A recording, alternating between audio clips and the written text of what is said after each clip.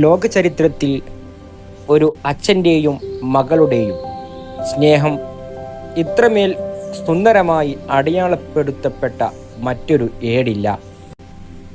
ലോകഗുരുവായ പ്രവാചകൻ മുഹമ്മദ് മുസ്തഫ സ്വല്ലല്ലാഹു അലൈഹി വസല്ലം തൻ്റെ ശരീരത്തിൻ്റെ ഭാഗമെന്ന് വിശേഷിപ്പിച്ച പുന്നാരമകൾ, സ്വർഗത്തിലെ സ്ത്രീകളുടെ നായിക ഹസ്രത്ത് ഫാത്തിമ ബീവി റളിയല്ലാഹു അൻഹ, സഹനം കൊണ്ടും ത്യാഗം കൊണ്ടും വിനയം കൊണ്ടും ചരിത്രത്തിൽ വിപ്ലവം തീർത്ത ആ മഹദിയുടെ യഥാർത്ഥ ജീവിത ചരിത്രത്തിലേക്ക് നമുക്ക് സഞ്ചരിക്കാം. പ്രവാചകത്വ ലബ്ധിക്കും 5 വർഷങ്ങൾക്ക് മുമ്പ് മക്കയിലാണ് ഫാത്തിമ ബീവി റളിയല്ലാഹു അൻഹ ജനിക്കുന്നത്. പ്രവാചകൻ മുഹമ്മദ് നബിയുടെയും ഖദീജ ബീവിയുടെയും ഏറ്റവും ഇളയ മകൾ. കുട്ടിക്കാലം മുതൽക്കേ അതിരറ്റ പ്രയാസങ്ങളിലൂടെയാണ് ഫാത്തിമ വളർന്നത്. ഇസ്ലാമിൻ്റെ ആദ്യകാലത്ത് ഖുറൈശികൾ മുസ്ലിംകളെ ഷിഅബ് അബി ത്വാലിബിൽ ഉപരോധിപ്പിച്ചപ്പോൾ പട്ടിണിയുടെയും കഷ്ടപ്പാടിൻ്റെയും കയ്പുനീർ ചെറിയ പ്രായത്തിൽ തന്നെ അവർ കുടിച്ചു. തൻ്റെ 10ാം വയസ്സിൽ തനിക്ക് താങ്ങും തണലുമായിരുന്ന ഉമ്മ ഖദീജ ബീവി റളിയല്ലാഹു അൻഹ വഫാത്തായപ്പോൾ പിതാവിന് ഒരു തണലായി മാറിയത് ഈ കൊച്ചുമകളായിരുന്നു. പിതാവിനെ ഒരു ഉമ്മയെപ്പോലെ പരിചരിച്ചതുകൊണ്ട് ഉമ്മു അബീഹ തൻ്റെ പിതാവിൻ്റെ ഉമ്മ എന്ന മനോഹരമായ വിളിപ്പേര് പ്രവാചകൻ അവർക്ക് നൽകി.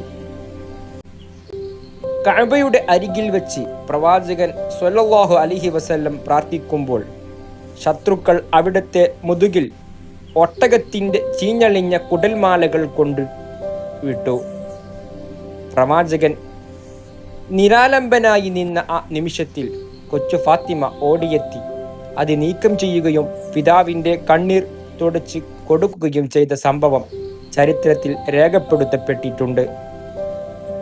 മക്കയിലെ പീഡനങ്ങൾ സഹിക്കവയ്യാതെ മദീനയിലേക്ക് ഹിജറ പോയപ്പോഴും പിതാവിൻ്റെ തണലായി ഫാത്തിമ കൂടെയുണ്ടായിരുന്നു.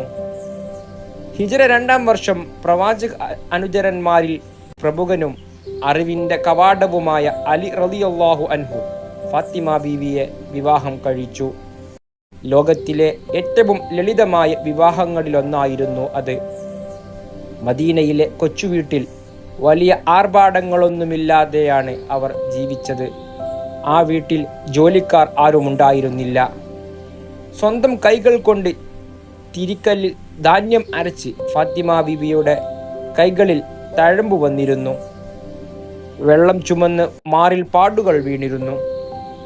ഒരിക്കൽ സഹായത്തിനായി ഒരു വേലക്കാരെ ആവശ്യപ്പെട്ട് പ്രവാചകന്റെ അടുത്തെത്തിയ ഫാത്തിമക്ക് പ്രവാചകൻ നൽകിയത് വേലക്കാരെയല്ല, പകരം ഉറങ്ങുന്നതിന് മുമ്പേ ചൊല്ലേണ്ട തസ്ബീഹു ഫാത്തിമ 33 തവണ സുബ്ഹാനല്ലാഹ്, 33 തവണ അൽഹംദുലില്ലാഹ്, 34 തവണ അല്ലാഹു അക്ബർ എന്ന പ്രാർത്ഥനയായിരുന്നു.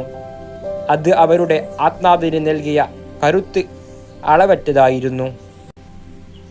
ഹസൻ ഹുസൈൻ എന്നീ വീരപുരുഷന്മാർക്കും ഉമ്മു കുൽസും സൈനബ് എന്നിവർക്കും ഫാത്തിമ ബീവി ജന്മം നൽകി. പ്രവാചകന്റെ വംശപരമ്പര നിലനിന്നത് ഫാത്തിമ ബീവിയിലൂടെയായിരുന്നു. പ്രവാചകർ സ്വല്ലല്ലാഹു അലൈഹി വസല്ലം പറഞ്ഞു, ഫാത്തിമ എൻ്റെ ശരീരത്തിൻ്റെ ഭാഗമാണ്. അവളെ കോപിപ്പിച്ചവർ എന്നെ കോപിപ്പിച്ചു, അവളെ സന്തോഷിപ്പിച്ചവൻ എന്നെ സന്തോഷിപ്പിച്ചു. മകൾ മുറിയിലേക്ക് കടന്നു വരുമ്പോൾ എഴുന്നേറ്റ് നിന്ന് നെറ്റിയിൽ ഉമ്മ വെച്ച് സ്വന്തം ഇരിപ്പിടത്തിൽ ഇരുത്തുന്ന ഒരു പിതാവായിരുന്നു ലോക നേതാവായ പ്രവാചകർ സ്വല്ലല്ലാഹു അലൈഹി വസല്ലം.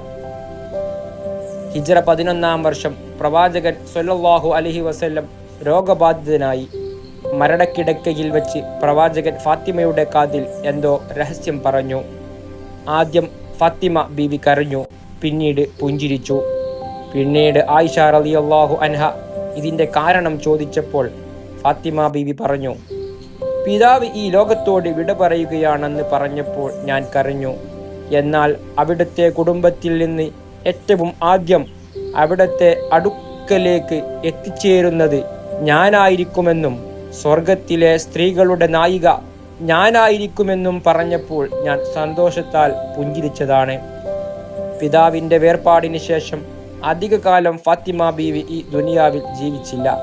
കേവലം 6 മാസങ്ങൾക്ക് ശേഷം തൻ്റെ 29-ാം വയസ്സിൽ ആ പുണ്യവതി ഈ ലോകത്തോട് വിട പറഞ്ഞു.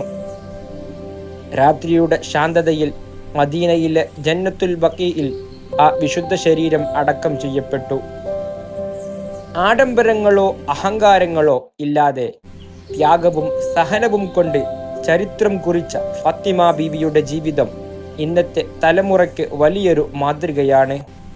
ഈ വീഡിയോ നിങ്ങൾക്ക് ഇഷ്ടമായെങ്കിൽ ഷെയർ ചെയ്യുക. ഫാത്തിമ ബീവിയുടെ ജീവിതത്തെക്കുറിച്ചുള്ള നിങ്ങളുടെ അഭിപ്രായങ്ങൾ താഴെ കമൻറ്റ് ചെയ്യുമല്ലോ. ചാനൽ സബ്സ്ക്രൈബ് ചെയ്യാൻ മറക്കരുത്. അസ്സലാമു അലൈക്കും.